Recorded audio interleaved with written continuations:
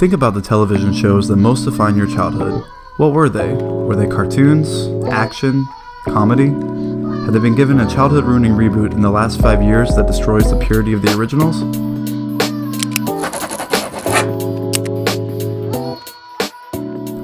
The early 2000s represent a time of rapid social and societal change, which was reflected in the media that many of us consumed as impressionable kids. Post-Y2K culture was full of spontaneity and optimism, as adults tried to understand the explosive frontier of changing attitudes and technologies, and scale those feelings into compartmentalized, iconic representations that the new generation could comprehend. Direct evidence of these attitudes can be found in children's TV of this era, where shows begin to push the boundaries of Reagan-era conservatism and use brash comedy to both entertain children and inject satirical and countercultural topics into their consciousness. Whether this was meant to appeal to their conscious, unconscious, or subconscious is a matter of debate. However, the over-the-top, outrageous, or zany comedy of the period is interesting to examine as a product of its time. As an indicator of the early post-millennial era, this type of comedy would have only worked during this specific time period. Looking back at many of these shows and finding them still relevant and funny relies on the capital of nostalgia, yearning for the past, and qualia, or the subjectivity of the human experience. The automated response to criticism of these shows being cliches like "you had to be there." What specific elements and references of this period are needed to understand the raw humor mentality of the early 2000s? What makes these elements so polarizing today, that is to say, either timeless or dated, summoning feelings of childhood nostalgia or such off-colored awkwardness that it makes us cringe? The Amanda Show, a comedy sketch show that ran from 1999 to 2002, very much encapsulates the zeitgeist of its time on air. In this video, we'll look at the composition of the show, the social and cultural factors that shaped it, its role, and the role of comedy as a mirror to reflect and refract taboo topics, and why its humor is restricted to the generation that grew up with it and would alienate viewers today.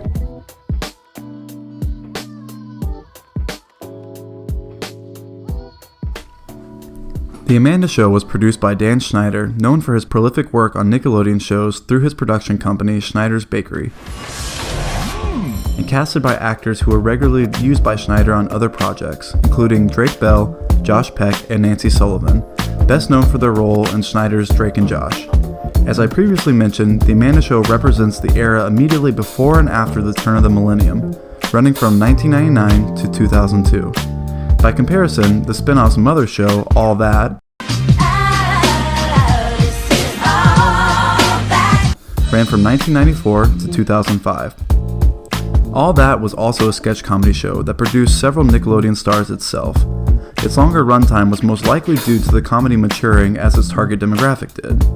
This isn't to say it wasn't juvenile, but with a larger, more diverse cast, it was given more room to grow, as opposed to the relatively more constrained format of The Amanda Show, which tended to use the same sketches but putting the smaller cast into different situations within those sketches.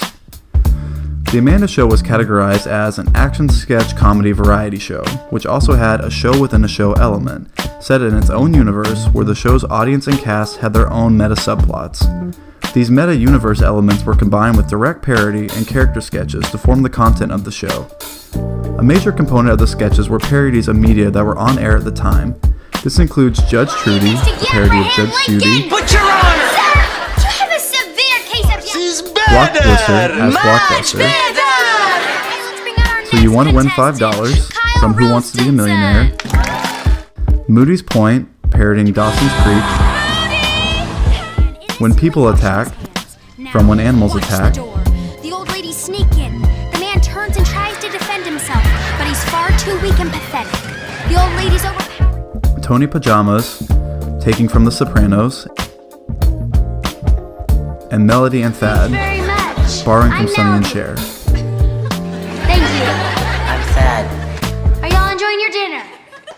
Finding the humor in these sketches required direct knowledge of the show invoked, as well as understanding how the plots were being subverted and parodied. Another type involved the meta-universe the show had constructed. Within these elements, cast members as themselves as well as their characters within other sketches would interact with recurring meta-characters. This includes Penelope Taint, Amanda Bynes' self-proclaimed biggest fan, the Dancing Lobsters, and a segment called Amanda's Jacuzzi, where Bynes would interview guests in a hot tub while offering them plates of spaghetti. The last and most contentious type of sketch were character sketches, usually with binds and casts performing as characters representing specific stereotypes. These stereotypes usually interacted with normal characters to produce humor and increasingly uncomfortable reactions between characters, culminating in a hyperbolic punchline.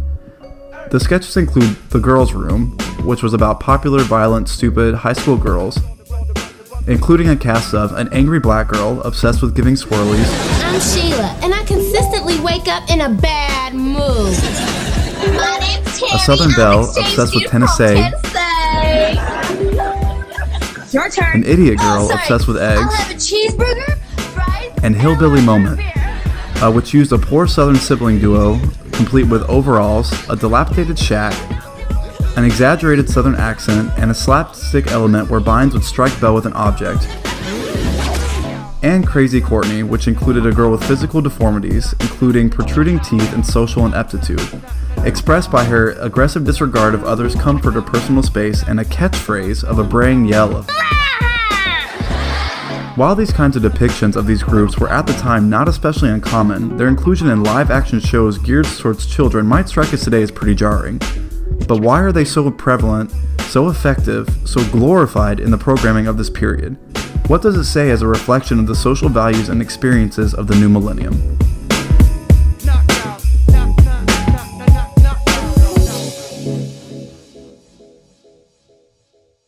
Won't be any other time. The world is going to end at midnight tonight. Y2K. Y2K. Haven't you heard? At midnight, every computer in the world is going to fail. Planes will fall out of the sky, and all the world's nuclear weapons will explode, annihilating the entire planet. No!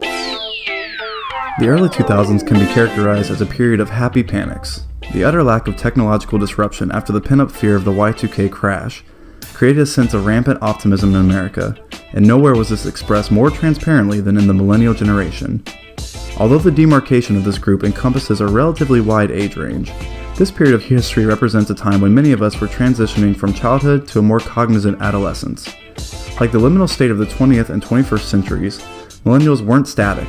They represented a fluid demographic who fed off the prosperity of society at the time, and in turn had become ravenous for media that resonated with these feelings. However, as adult as we thought we were still also largely influenced by the messages that producers and creators of media thought that we needed to hear. This was an era of increasing liberalism and independence, a rapid movement away from social conservatism, and comedy reflected and reacted to this. Shows began to push the envelope, so to speak, using children and young adults' television as incubators. These programs were expected to be juvenile by nature, so it was easy to translate slapstick to raunchy from hyperbole to stereotype. There were large leaps in representation and diversity due to this widening idea of inclusion and demarginalization, but this came at a price. The combination of gross exaggeration and representation before the later reactionary wave of politically correct and culturally sensitive culture produced caricatures of marginalized groups that at the time were considered on par with other stereotypes. The mentality being that if everyone was made fun of equally, it was okay to make fun of everyone, without taking into account how these depictions reinforced the social stigmas of the demographics they were trying to represent. This is what causes the schism between feelings of nostalgia or discomfort when watching these shows. We're more willing to give things a pass if it represents an idealistic time of our life, or if we just absolve it from blame or critique as a product of its time. The changing landscape of the television show and its audience forced entertainers to re-examine the cultural capital of relevance in a rapidly digitizing and socially disrupting world. Shows like The Amanda Show, who relied on a relatively bound set of sketches that drew from a static pool of parody and reference, were no longer the ideal method of capturing the attention of a demographic who were being exposed to exponentially larger and quicker amounts of information, especially culturally relevant trends. A generation that embodied the concept of memes, avatars, and digital tribes had to be approached on their terms, liminal identities that have both on and offline representations. Although nostalgia had been studied in detail since the 70s, its use as a capital became even more important and a defining characteristic of millennials, and by extension, marketing to those millennials. The ability of members of a shared social experience to network and create media and discourse of their own as tributes to their favorite symbols of their childhood illustrates a change between how fans communicated with each other, but also how consumers and producers of media interacted with one another. This can be seen from localized communication like instant messaging to increasingly larger communities and projects. Think chat rooms, forums, fan pages, and the rise of amateur parody, response, reviews, and critiques. The early post-Y2K years produced their fair share of influential media, which depending on your background and personal experience can be viewed as either timeless or tacky.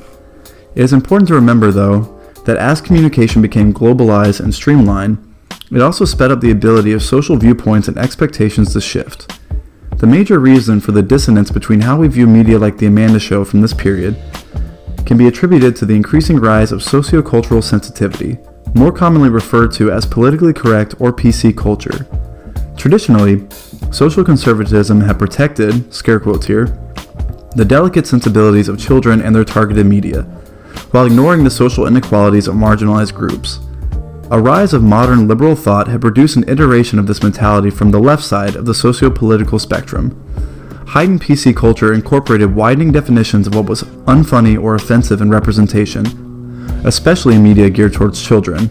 Conversely, conservatives derided them for being overly sensitive and enabling the perceived entitlement of millennials. So that leaves us with the looming question: how can we use humor that represents the mentality of a specific time period to understand where the limit of humor lies for us almost 20 years later?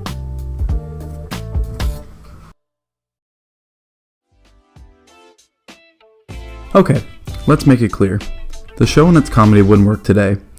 A central role of comedy is to be relevant and topical, a reflection of the spirit of the times, especially social woes as identified by comedians. While there is a push-pull in our current age of pushing the envelope and pulling the PC card, depictions of marginalized groups as stereotypes or grotesque caricatures, more specifically characters written by authors who do not represent members of these communities, is generally seen as beyond the pale of decency. This brings up the idea of intent versus impact. Of course, looking at modern responses to the comedy of shows like The Amanda Show will bring vitriol from both sides, bemoaning either the insensitivity of the past or the hypersensitivity of the present. And they may both be right. Think about the characters of the sketch The Girls' Room, with its cast of girls, angry and black, mentally handicapped, southern and vapid, all slavishly devoted to a pretty white queen bee. Do we pass over these stereotypes because of their over-exaggeration, or are we still guilty of representing them in today's media? Would it be deemed less offensive if the sketch was written by, for example, a southern woman of color, reminiscing over her halcyon high school days? We consider media produced by marginalized groups as in-group and in on the joke, that they have the opportunity in a liberalized society to punch up at the status quo, while simultaneously making fun of the characterizations disseminated within their own communities. Comedy gives a voice to an ever-widening group of people, and by extension reaches and speaks to an increasingly diverse audience. The demographic of comedy imposes expectations onto comedians, who have a chance to reinforce or disrupt these expectations in their work, which then imposes new sets of expectations onto the audience. It is the shifting of comedic identity across a linear timeline where new cultural touchstones such as memes, trends, and socio-political issues rise and fall, that produces social satire, and comedy becomes a tool to identify and comment on social issues. Laughter is a response that brings people together under a shared understanding of a cultural punchline, but that punchline can represent a very isolated point in time. The swinging pendulum of social views between liberal and conservative mindset keeps us in check. It pushes the envelope, innovates while also providing bottlenecks, safety nets, and rules made to be broken. Comedy provides a litmus test of the conflicting and tumultuous ways in which we interact with opposing ideologies and perceived societal injustices. Shows from periods of rapid social change, like The Amanda Show, and some of its more hyperbolic sketches may today strike us as insensitive and problematic, but should also be used to examine the cultural landscape of the time, representing an icon of nostalgia to the audiences who grew up and were influenced by it, and above all, how our ideas of comedy, its purposes, its efficacy, its voices, and its audiences evolve and diversify over generational shifts.